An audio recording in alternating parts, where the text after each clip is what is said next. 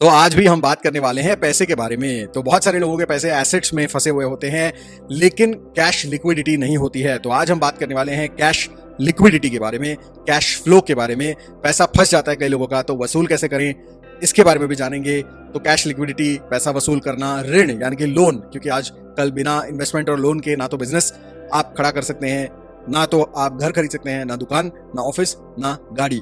तो लोन, उसके बारे में भी आज हम बात करेंगे कि लोन रीपेमेंट, लोन फंसना, लोन बढ़ते जाना, इन सारी चीज़ों की आज हम चर्चा करेंगे। और शत्रु, आपके बहुत सारे हित शत्रु होते हैं, तो शत्रुओं के पक्ष में भी आज हम थोड़ा विचार करेंगे। तो इन सारी चीज़ों को हम देखते हैं सिक्स्थ हाउस से, छठे घर से देखते हैं कुंडली में।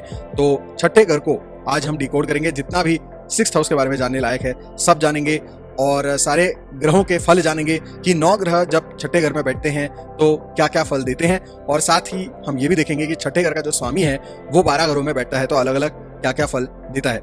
आज हम बात करने वाले हैं कोजागरी पूर्णिमा यानी कि शरद पूर्णिमा के बारे में भी, जिस दिन ऐसा कहा जाता है कि लक्ष्मी जी का आगमन होता है। तो आज का जो वीडियो है वो लक्ष्मी जी का आगमन, शरद पूर्णिमा और साथ साथ में कैश फ्लो से रिलेटेड होने वाला है। तो वेरी इंटरेस्टिंग, आखिर तक देखो, बिना स्किप किए, स्टे ट्यून्ड।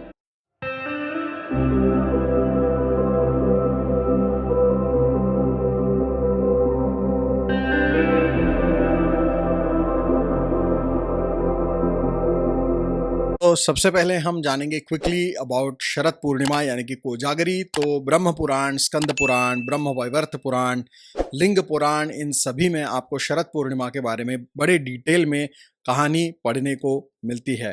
अब ये जो शरद पूर्णिमा है ये विशेष इसलिए है क्योंकि this marks the end of monsoon season.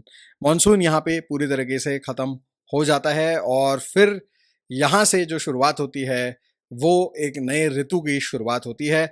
और ये जो शरद पूर्णिमा है इसके बारे में ये भी कहानी है कि रास लीला करते थे श्री कृष्ण, और उसमें स्वयं शिवजी भी आए थे गोपीश्वर महादेव बनकर इस रात को, यानी कि शरद पूर्णिमा को ऐसा भी कहा जाता है। शरद पूर्णिमा के दिन जो है बहुत सारे लोग इंद्र और उनके वाहन यानी कि ऐरावत की भी पूजा करते हैं। तो भगवान इंद्र की पूजा भी होती है क्योंकि वो मॉनसून के भगवान माने जाते हैं, तो इसलिए उनकी भी पूजा होती है। साथ साथ में लक्ष्मी जी की पूजा होती है, बिकॉज ऐसा कहते हैं कि शरद पूर्णिमा के दिन लक्ष्मी जी स्वयं आती हैं धरती पे। ऐसा कहने का मतलब ये भी है कि हार्वेस्ट जो है वो भी आने वाला है, तो इसके लिए लक्ष्मी जी शरद पूर्णिमा को आती हैं। और शरद पूर्णिमा के दिन रात को 12 बजे या 12 बजे के बाद लक्ष्मी जी आती हैं और वो पूछती हैं को जागरती, को जागरती। इसका मतलब है संस्कृत में कि कौन जाग रहा है, कौन जाग रहा है। उसी से ये शब्द आता है कोजागरी पूर्णिमा। तो जो भी जागरण करते हैं, जागरण करने का महत्व है। जागरण करना है, आपको घी का एक दीपक जलाना है, दूध और चावल से बनी हुई खीर बनानी है, और आपको इसे चंद्र प्रकाश में रखना होता है।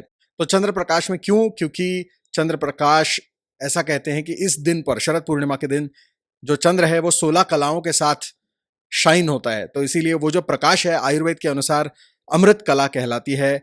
शरद पूर्णिमा के रात को जो चंद्र की कला है वो अमृत कला कहलाती है। तो उसका प्रकाश जब दूध पर या खाने की चीजों पर पड़ता है तो उससे औषधि गुण बढ़ जाते हैं उस खाने के, और वो खाने से आपकी बीमारियां दूर होती हैं, ऐसा कहा जाता है। विशेष रूप से अस्थमा या ब्रोंकाइटिस रिलेटेड अगर किसी को प्रॉब्लम है तो ऐसा कहते हैं कि उस दिन जो अमृत कला है उस चंद्र प्रकाश में बैठने से या उसमें रखे हुए दूध का सेवन करने से या खीर का सेवन करने से आप ठीक होते हैं, या आपको ठीक होने में मदद मिलती है, ऐसा कहा जाता है।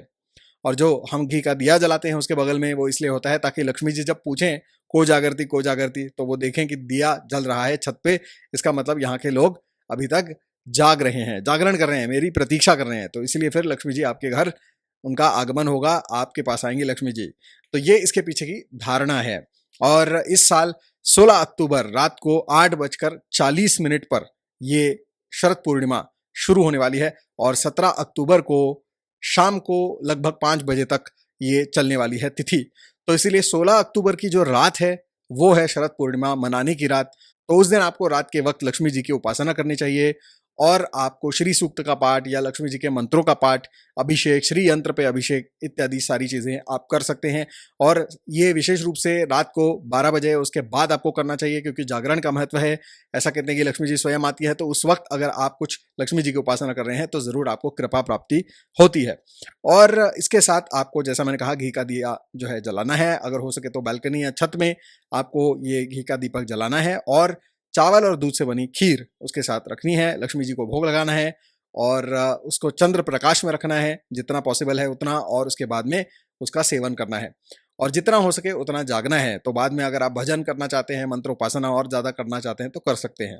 तो ये करने से ऐसा कहते हैं कैश फ्लो इम्प्रूव होता है। उसके बाद आज का अगला टॉपिक यानी कि मेन टॉपिक, उसके बारे में आज हम बात करने वाले हैं, 6th house cash flow. Let's begin. तो सबसे पहले हम बात करेंगे कि 9 ग्रह जब बैठते हैं छठे घर में तो कैसे कैसे प्रभाव देते हैं। शुरू करेंगे हम केतु ग्रह से। केतु जब बैठता है छठे घर में तो ये इतने अच्छे प्रभाव नहीं देता है। तो पैसे अक्सर फंसते हैं ऐसे लोगों के, बेफिजूल के खर्चे भी होते हैं, और उसके लिए कर्जे लेने पड़ते हैं, या तो रिपेयर्स, डैमेजेस, चोरी इत्यादि को कॉम्पेंसेट करने के लिए उधार वगैरह लेना पड़ता है। अचानक जो है आपके खर्चे आ जाते हैं इस तरीके के, तो वो फालतू के खर्चे जो हैं वो भी आते हैं, और उसके वजह से फालतू के ऋण, लोन्स भी लेने पड़ते हैं।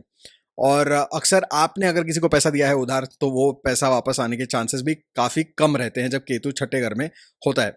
साथ ही साथ में पारिवारिक यानी कि आपके वैवाहिक जीवन में कुछ संकट, कुछ प्रॉब्लम्स भी डालता है केतु छठे घर में होने के कारण, क्योंकि छठा घर 7वें से 12वां होता है।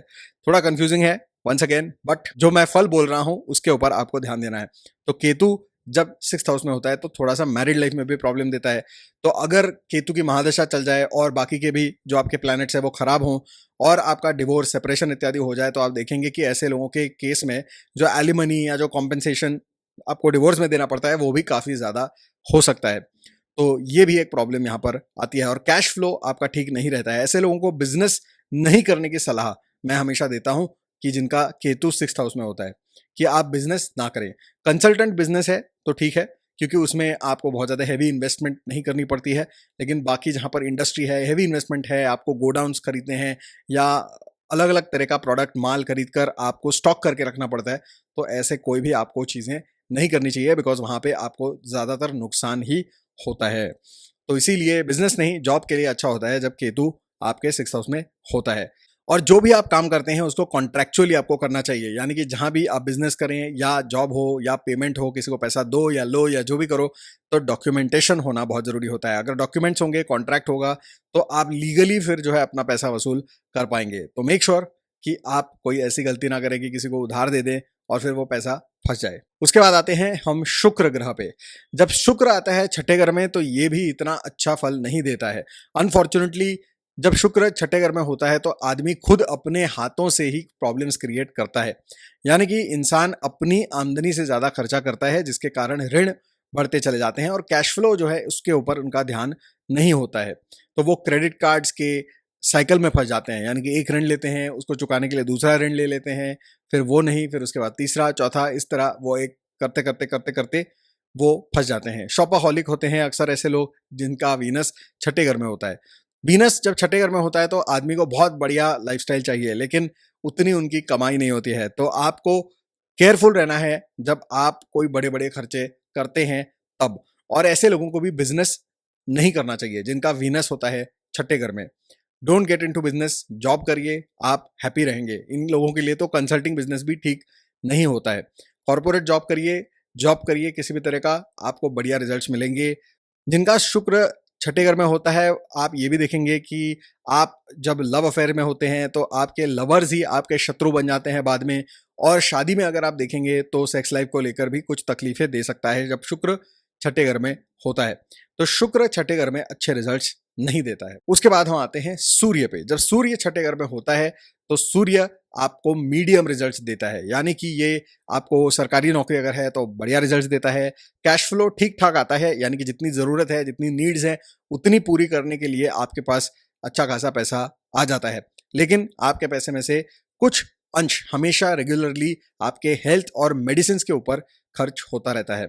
शादी की बात करें तो शादी में विशेष कोई प्रॉब्लम्स नहीं आते, लेकिन अगर आप जॉइंट फैमिली में रहते हैं तो प्रॉब्लम्स आते हैं। न्यूक्लियर फैमिली में अगर आप रहते हैं तो आपकी शादी में कोई प्रॉब्लम्स नहीं आते हैं। तो ये कुछ चीजें हैं जो आपको समझनी है अगर आपका सूर्य छठे घर में बैठा हुआ है। पैसा आपका फंस सकता है कॉन्ट्रैक्चुअली, अगर आप आगे जाते हैं तो नहीं फंसेगा, आप अच्छे तरीके से वसूल कर सकते हैं अपना पैसा। तो ओवरऑल अगर हम देखते हैं तो सूर्य आपको 50-50 रिजल्ट्स देता है, अच्छा ही रिजल्ट देता है काफी हद तक एज कंपेयर टू केतु और वीनस। सूर्य जो है वो छठे घर में अच्छा फल देता है, लेकिन ये कोई बहुत बढ़िया रिजल्ट नहीं देता है, ठीक ठाक रिजल्ट देता है। उसके बाद हम आते हैं चंद्र ग्रह पे। चंद्र जब बैठता है छठे घर में तो चंद्र भी अच्छे रिजल्ट यहाँ पर नहीं देता है, बिकॉज ये एक तो आपको बीमारी देता है, सेकेंडली आपको घर से रिलेटेड, गाड़ी से रिलेटेड अगर आपने कोई ऋण लिया है, लोन लिया है, तो वो चुकाने में काफ़ी आपको प्रॉब्लम्स आते हैं। साथ साथ में आपके घर और गाड़ी से संबंधित आपको काफ़ी रिपेयर्स वगैरह भी आते रहते हैं बीच बीच में, तो उसके वजह से भी आप काफ़ी परेशान रहते हैं। साथ ही साथ में ऐसे लोग काफ़ी डबल माइंडेड होते हैं, क्योंकि चंद्र माइंड को दर्शाता है, और छठे घर में जब चंद्र बैठता है तो आपको डबल माइंडेड बनाता है, बहुत कन्फ्यूजन देता है। कॉन्स्टेंटली आप कुछ ना कुछ जो है कंफ्यूज होते रहते हैं, दूसरी दूसरी बातें सोचते रहते हैं, जिसके कारण आप कोई भी डिसीजन बनाकर आगे नहीं चल सकते, जिसके कारण आपका जॉब और डिसीजन मेकिंग, बिजनेस में डिसीजन मेकिंग अफेक्ट होता है नेगेटिवली, और जिसके कारण कैश फ्लो आपका फंस सकता है। कैश लिक्विडिटी अक्सर ज़्यादातर लोगों की फंसती है जब चंद्र आपका छठे घर में होता है, तो चंद्र छठे घर में अच्छे फल नहीं देता है। उसके बाद हम आते हैं मंगल ग्रह पे। मंगल ग्रह छठे घर में जब बैठता है तो बहुत ही बढ़िया रिजल्ट देता है, फैंटास्टिक रिजल्ट देता है। आप अपने शत्रुओं को बिल्कुल तबाह कर देंगे, कैश फ्लो बढ़िया आएगा, और आपके पैसे कभी फंस नहीं सकते। फंस भी जाते हैं तो आप अपने दोस्ती यारी और अपने रिश्तेदारों के जरिए अच्छा खासा प्रेशर बना के, और ज़रूरत पड़े तो गुंडे और पुलिस का प्रेशर बना के अपना पैसा आप वसूल कर ही लेते हैं, और उसमें आप सक्सेसफुल रहते हैं। तो मंगल छठे घर में बहुत ही फंटास्टिक रिजल्ट्स देता है, और आपको अच्छी खासी अथॉरिटी भी देता है ये।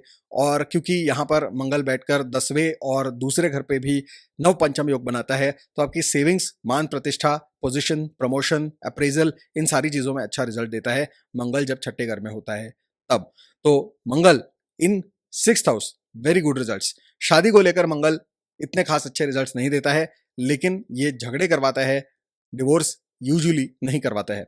अगर हम सिर्फ कैश फ्लो की बात करें, डेट्स की बात करें, तो मंगल बहुत ही अच्छा है छठे घर में, क्योंकि ये बढ़िया, बहुत ही तगड़ा कैश फ्लो देता है। और साथ ही साथ में आपको जब लोन चाहिए होता है तो लोन आपको कहीं से भी मिल जाता है, आपके दोस्तों से भी मिल जाता है, बैंक से भी मिल जाता है, जहां से भी मांगेंगे आप बहुत बढ़िया तरीके से लोन सिक्योर कर सकते हैं, और जो लोन आपने लिया है उसको बहुत ही आराम से आप पूरा जो है कर देते हैं, यानी कि रीपे भी बड़ी आसानी से कर देते हैं, और आपका क्रेडिट स्कोर यूजुअली बहुत अच्छा होता है। तो मंगल जब छठे घर में होता है तो फाइनेंशियली, कैश फ्लो के लेवल से देखे तो सब कुछ बढ़िया रहता है। कैश लिक्विडिटी, कहीं ना कहीं से आपका पैसा जो है अरेंज हो ही जाता है। कभी ऐसा नहीं होता कि आपका काम है, पैसा चाहिए लेकिन पैसा मिला नहीं, कहीं से भी पैसा मिल जाएगा, लेकिन आपको पैसा मिल जाएगा। तो मंगल छठे घर में बहुत ही फंटास्टिक है। उसके बाद हम आते हैं राहु पे। राहु जब छठे घर में बैठता है तो ये भी बहुत ही फंटास्टिक रिजल्ट्स आपको देता है। बहुत सारे लोग बोलते हैं राहु खराब ग्रह है, लेकिन छठे घर में राहु बहुत ही कमाल का परिणाम देता है, क्योंकि ये भी आपको बहुत ज्यादा तिकड़मबाज बनाता है, बहुत शार्प बनाता है, और जिसके वजह से आपका कैश फ्लो आप कहीं से भी निकाल ही लेते हैं। बड़े स्मार्टली आप अपना प्लान बिछाते हैं, जाल बिछाते हैं, और जिसके वजह से आप बहुत अच्छे तरीके से कैश फ्लो जनरेट कर सकते हैं। आप कहीं से भी लोगों से पैसा निकलवा सकते हैं। तो आप अगर सेल्स में हैं, मार्केटिंग में हैं, या ऐसे किसी फील्ड में हैं, तो बहुत आराम से आप ये काम कर सकते हैं। और जहाँ पर आपको वसूली वगैरह अगर करनी है तो वो भी आप बहुत ही टैक्टफुली, बिना झगड़े के, आराम से आप सामने वाले को कंफ्यूज करके, मैनिपुलेट करके अपना पैसा निकाल ही लेते हैं। तो राहु छठे घर में बहुत ही तेज बनाता है आपको, जिसकी वजह से कैश फ्लो बढ़िया रहता है, वसूली भी अच्छी खासी कर लेते हैं आप किसी से भी, तो पैसा फंसता भी नहीं है। और लोन्स की बात करें तो आप बहुत आसानी से लोन आपको मिल भी जाता है, और आप उसका रीपेमेंट भी कर देते हैं। तो बहुत ही अच्छे तरीके से आपकी लाइफ चलती है बिकॉज ऑफ दिस। तो राहु आपको ये सारी चीजें देता है। राहु छठे घर में शादी को लेकर कुछ प्रॉब्लम्स जरूर दे सकता है, तो अगर महादशा चल जाती है तो शादी को लेकर आपको थोड़ा सा सेफ रहना पड़ता है, कि जो है थोड़ा सेपरेशन या झगड़े या ऐसा कोई योग ना बने, तो इसके लिए आपको कोशिश करनी पड़ती है। लेकिन अगर सेपरेशन हो भी जाती है तो उसमें भी फाइनेंशियल लॉस कम से कम होता है आपका, बिकॉज राहु लीगल एडवाइस के हिसाब से भी आपको बढ़िया से बढ़िया लॉयर और बढ़िया से बढ़िया आइडियाज आपके दिमाग में डालता है, जिसके कारण आप बच निकलते हैं किसी भी संकट से। तो राहु छठे घर में काफी अच्छा रिजल्ट देता है। ऐसे लोगों को बीमारियां शारीरिक रूप से कम होती हैं, लेकिन मानसिक रूप से कुछ बीमारियां इनको हो सकती हैं, और इनकी शारीरिक बीमारियां जो हैं वो भी साइकोसोमैटिक होती हैं, यानी कि इनके मानसिक तल पर जो इनके कुछ प्रॉब्लम्स हैं वही रिफ्लेक्ट हो जाते हैं उनके शरीर के ऊपर। तो आपको अपने मन का जो है बहुत अच्छे से ख्याल रखना है, योगा, मेडिटेशन, प्राणायाम इत्यादि करना है, अच्छी किताबें पढ़नी है, पॉजिटिव थिंकिंग करनी है, एफर्मेशन करनी है और आपको अपने आप को सकारात्मक रखना है। उसके बाद हम आते हैं गुरु ग्रह पे। गुरु यहाँ पर अच्छे फल नहीं देता है। हालांकि आपके बहुत सारे स्ट्रीम्स होते हैं, यानी कि बहुत सारी ऐसी जगह होती है, मल्टीपल जगह होती है जहां से आपका पैसा आना होता है, लेकिन वहां से पैसा आता है नहीं उस तरीके से जिस तरीके से आप चाहते हैं। यानी कि आपके होते हैं 5, 6, 7 प्रॉपर्टीज, आपको लगता है कि हर महीने मैं जो है बढ़िया 7 लाख रुपए कमाऊंगा, लेकिन ऐसा होता नहीं है, क्योंकि सारे ही लोग उनमें से ऐसे निकलते हैं जो एक्सक्यूजेस बनाते हैं, डिलेज करते हैं और फिर इसलिए आपको उन सबके पीछे भागना पड़ता है, जिसके कारण आपके वो जो बहुत सारे प्रॉपर्टीज हैं वो आपको जैसा आपने सोचा था वैसे फायदे नहीं दे पाते हैं। तो ये प्रॉब्लम्स हो जाते हैं जब गुरु आपका छठे घर में होता है। हालांकि कैश फ्लो के स्ट्रीम्स बहुत हैं, लेकिन फायदा उतना ज्यादा नहीं होता है। आप किसी भी एक चीज पे कॉन्सेंट्रेट नहीं कर पाते हैं, जिसके वजह से आपको पैसे नहीं मिलते हैं। ऊपर से आप जो है गलत जगह पे दिलदार बन जाते हैं, तो जहां पे पैसा वसूल करना है वहां पे थोड़ा सा डराना पड़ता है, धमकाना पड़ता है, मैनिपुलेट करना पड़ता है, कोर्ट केस करना पड़ता है, पुलिस लगाना पड़ता है। लेकिन आप वो चीजें नहीं करना चाहते, क्योंकि गुरु जो है एक आध्यात्मिक ग्रह है। तो आप एक पॉइंट के बाद कोशिश करना छोड़ देते हैं। आप बोलते हैं जाने दो, मेरा पैसा अगर उसको गया तो गया, मेरे पाप चले गए, मैं इसके पीछे भागने वाला नहीं हूं, अपना टाइम वेस्ट करने वाला नहीं हूं। तो इस तरह की थोड़ी सी इनकी सोच होती है।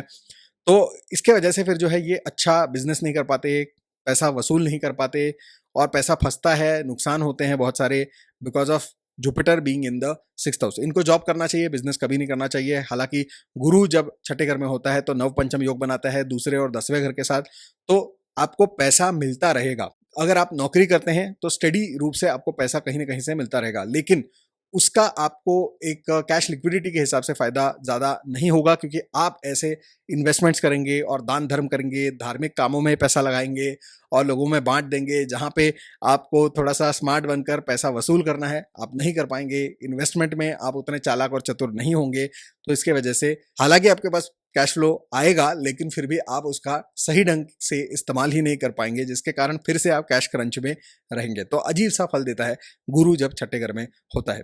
उसके बाद हम आते हैं शनि पे। शनि छठे घर में फैंटास्टिक रिजल्ट्स देता है। शनि आपको यहाँ पर बहुत बढ़िया रिजल्ट देता है, लेकिन 35-40 साल के बाद, यानी कि पहले बाल पकेंगे, उसके बाद में आपका कैश फ्लो बढ़ना शुरू होगा। तो उसके बाद शनि आपको बहुत ही बढ़िया कैश फ्लो देता है और बाकी के जितने भी ग्रह मैंने बोले उससे भी ज्यादा मात्रा में आपको कैश फ्लो आ सकता है। सरकारी अगर आपका कोई जरिया है तो उसके थ्रू सबसे ज्यादा कैश फ्लो आपको मिल सकता है। आपके अगर प्रॉपर्टीज हैं तो उनके थ्रू रेंटल इनकम और प्रॉपर्टी सेल और परचेस के थ्रू आपका जो है बहुत सारा पैसा बन सकता है। तो कैश फ्लो में शनि बहुत अच्छे रिजल्ट्स देता है छठे घर में। शादी को लेकर कंप्लेंट्स दे सकता है, लेकिन आपको बिजनेस अगर आप करते हैं और मेटल से रिलेटेड, शनि से रिलेटेड बिजनेस करते हैं, विशेष रूप से जेमस्टोन से रिलेटेड, मेटल से रिलेटेड, प्रॉपर्टी से रिलेटेड, इलेक्ट्रॉनिक्स या मैकेनिकल चीज़ों से रिलेटेड, मशीनरी से रिलेटेड, तो आप बहुत ही ज़्यादा अच्छा पैसा यहाँ पर कमा सकते हैं। शनि की दशाओं में विशेष करके अगर शनि छठे घर में है तो बहुत मालामाल आपको कर सकता है। तो अपने पारिवारिक और वैवाहिक जीवन को थोड़ा संभाल के रखिए केयरफुली, लेकिन दूसरी तरफ कैश फ्लो बढ़िया होने के कारण ये करने में आपको ज़्यादा तकलीफ नहीं होगी। मेक श्योर कि आपको जो है घमंड ना हो और आप जो है अपने वैवाहिक जीवन को अपने हाथ से खराब ना करें। बस इतना आपको ध्यान रखना है, बाकी कैश फ्लो के लिए शनि बढ़िया रहेगा। उसके बाद आते हैं बुध ग्रह पे। बुध ग्रह छठे घर में आता है तो सर्वोच्च फल देता है, बिकॉज बुध जब वहां आएगा तो आपको कैश फ्लो कभी भी आपका खंडित नहीं होगा। यहाँ पर आपको इनहेरिटेड पैसा भी मिलता है, आपकी नौकरी से पैसा मिलेगा, बिजनेस से पैसा मिलेगा और प्रतिष्ठा यानी कि अपने फेम से भी आपको पैसा मिलता रहेगा और आपको पैसिव इनकम भी मिलता रहेगा। यानी कि आपको इनहेरिटेड अगर आपकी प्रॉपर्टी है तो उसके थ्रू कुछ रेंटल इनकम आएगा या कोई ना कोई जरिया होता है जिसके कारण इनको पैसा मिलता रहता है। और लाइफ के बहुत ही छोटी उम्र से ही ये लोग काफी सारा अच्छा पैसा कमाना शुरू कर देते हैं जब बुध छठे घर में होता है। तो बुध इन 6th house gives excellent results. शादी में भी कोई ज्यादा तकलीफ नहीं देता है बुध, और साथ ही साथ में आपके जो शत्रु होते हैं उनके ऊपर भी आप बहुत अच्छे तरीके से मात दे सकते हैं उनको, क्योंकि आप बोलने में ही इतने स्मार्ट होते हैं कि आप बोलते बोलते ही सामने वाले को टोपी पहना देते हैं। तो आपके जो शत्रु हैं उनको भी आप दोस्त बना लेते हैं और जो दोस्त हैं उनको तो आप बेस्ट दोस्त बना लेते हैं। और आपके जितने भी बैंकिंग इंस्टीट्यूशंस है, फाइनेंशियल इंस्टीट्यूशंस है, आपके क्लाइंट्स है, कस्टमर्स है, बॉस है, कॉलीग्स है, सबको आप अपनी जेब में लेकर घूमते हैं बिकॉज ऑफ स्वीट टंग। यानी कि बातें ही इतनी बढ़िया करेंगे कि सबको लपेट लेंगे कभी भी कहीं भी और अपना काम करवा लेंगे।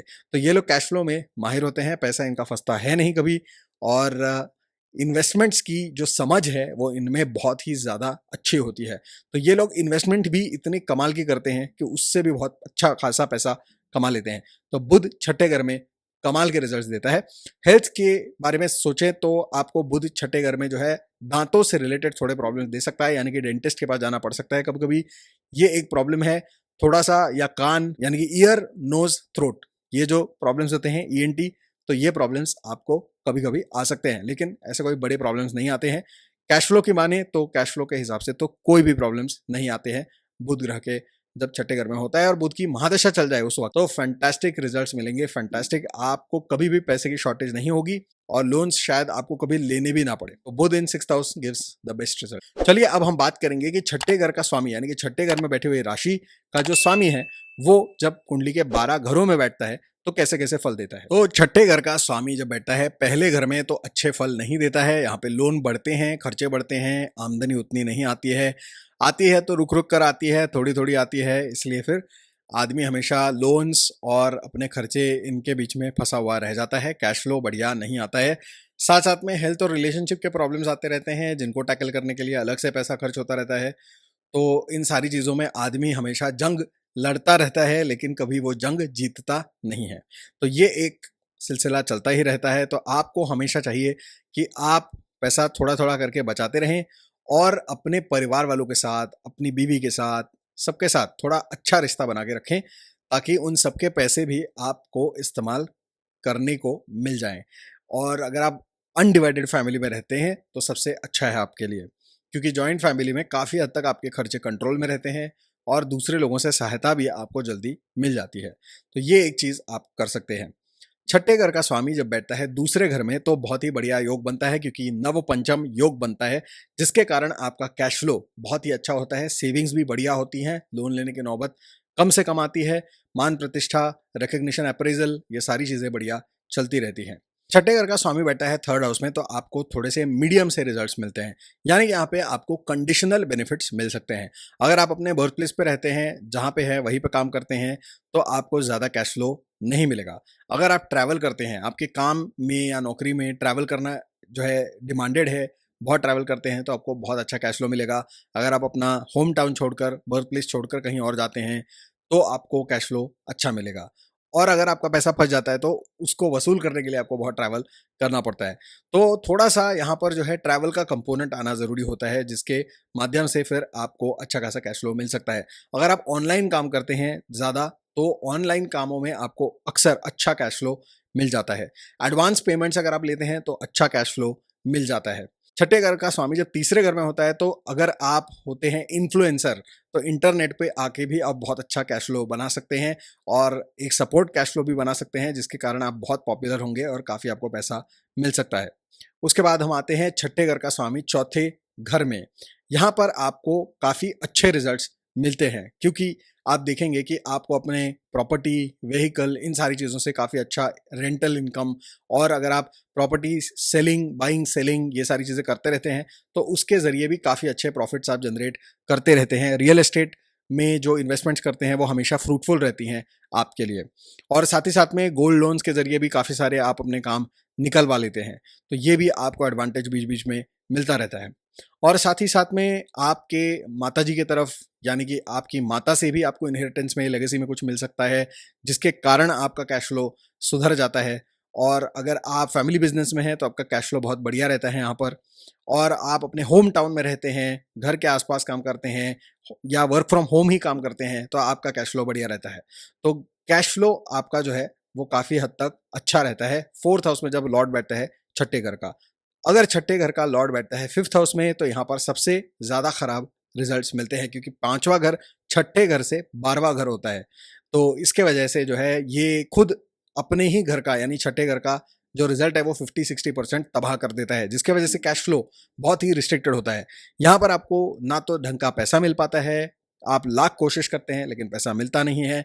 आपकी रेपुटेशन भी बार बार खराब होती रहती है, हेल्थ भी बार बार खराब होती रहती है, जिसके कारण आपका पैसा जो है वो रिकवर नहीं हो पाता है, पैसा फंसता रहता है। और आप जब लोन लेते हैं तो लोन पे लोन पे लोन पे लोन जो है, एक लोन चुकाने के लिए दूसरा, दूसरे के लिए तीसरा, तीसरे के लिए चौथा, इस तरीके से लोन आप लेते रहते हैं।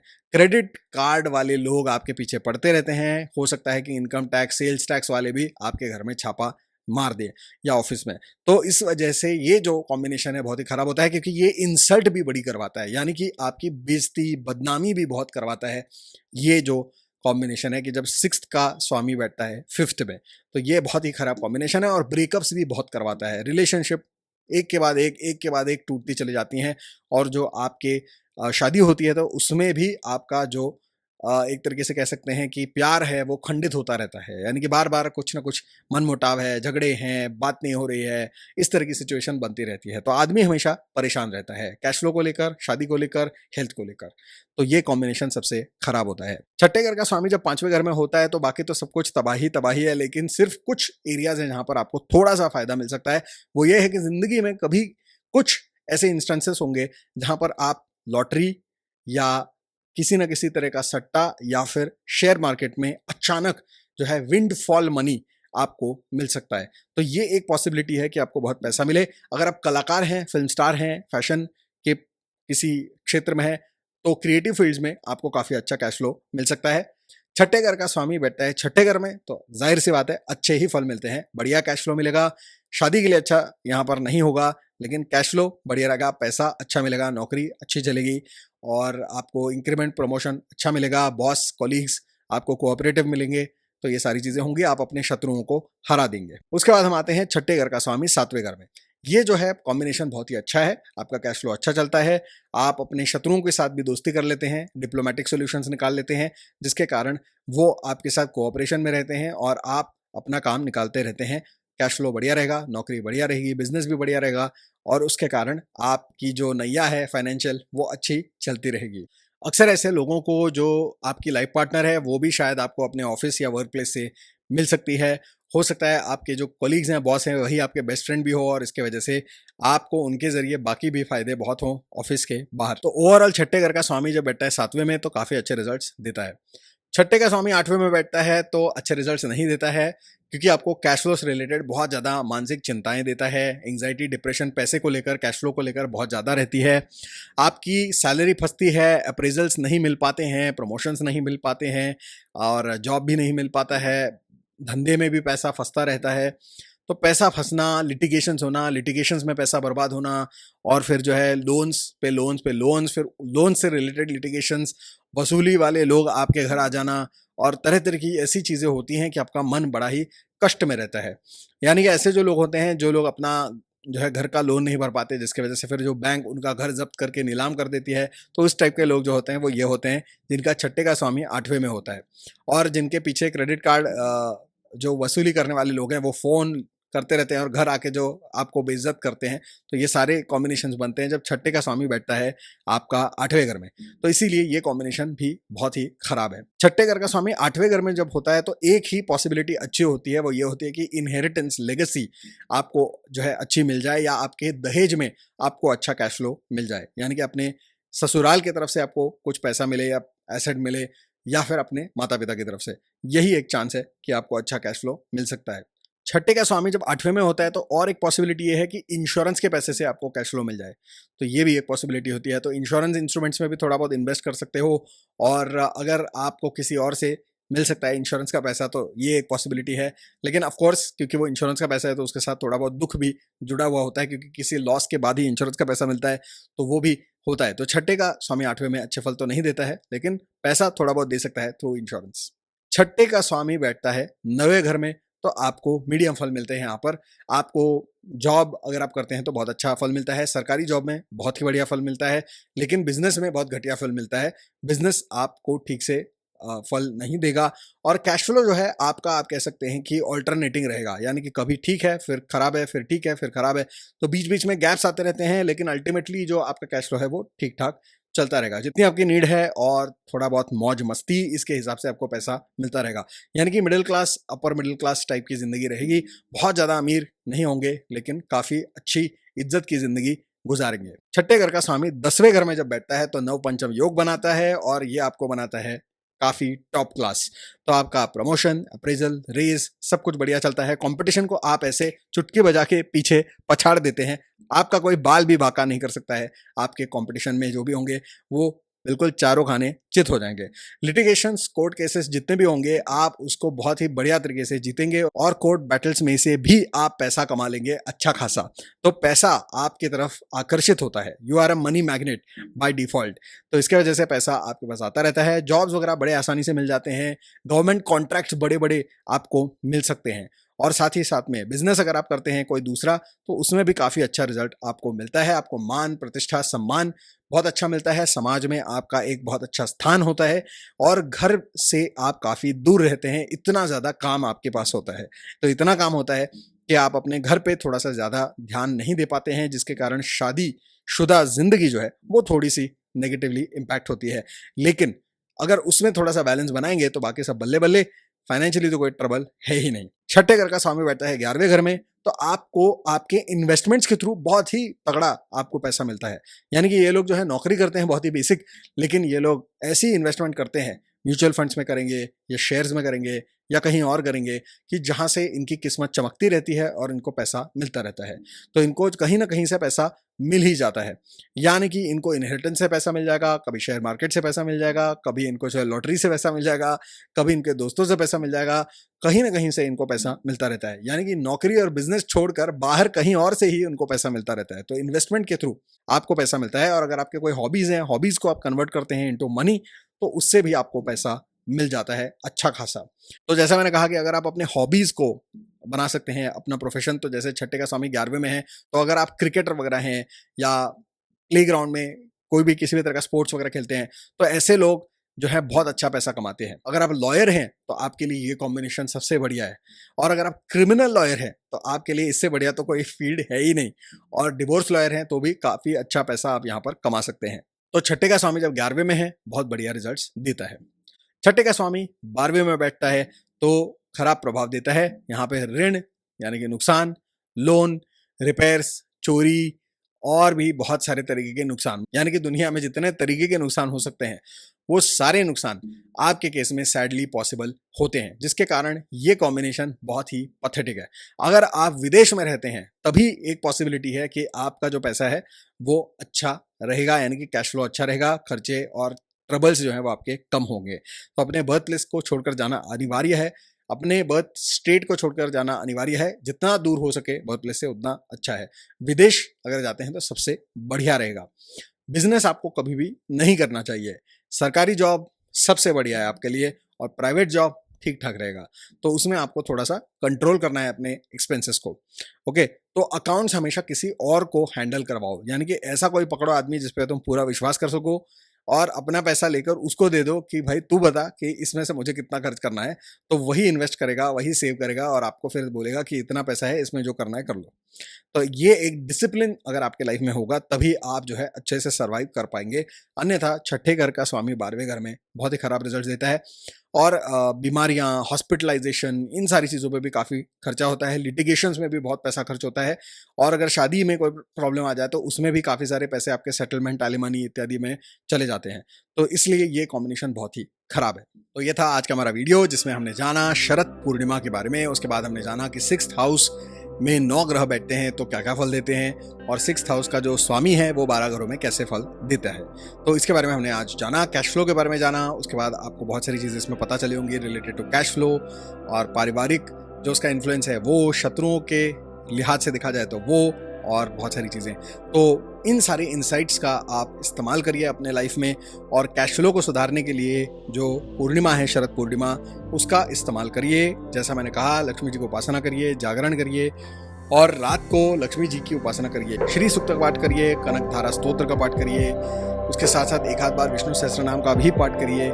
और जो है लक्ष्मी जी की जितनी भी अगर मंत्र हैं उसका भी आप पाठ कर सकते हैं। लक्ष्मी जी का बीज मंत्र है श्रीम, तो ओम श्रीम श्रीम श्रीम, इस तरह का भी सिर्फ अगर आप जाप करते हैं तो इसका भी आपको काफ़ी लाभ हो सकता है। तो लक्ष्मी जी की उपासना करिए, जागरण करिए। 12 से 4 के बीच में अगर आप जाग सकते हैं 4 घंटा, तो उससे बढ़िया और कुछ नहीं। और ये सारे बाकी के इंसाइट्स हैं, उनको सुनिए, समझिए और अपने लाइफ को उस तरह से मॉडिफाई करिए और कैश फ्लो को बढ़ाइए, शत्रुओं को हराइए, ऋण से मुक्ति पाइए। ठीक है, तो ऐसे ही बढ़िया वीडियोस आते रहेंगे, उसके लिए चैनल के आप मेंबर बन सकते हैं और लाइक करिए इस वीडियो को, शेयर करिए ज़्यादा से ज़्यादा, सब्सक्राइब टू दिस चैनल और प्रेस द बेल आइकन। मिलते हैं अगले वीडियो में और भी दासो इन्फॉर्मेशन के साथ। तब तक के लिए मे गॉड ब्लेस यू।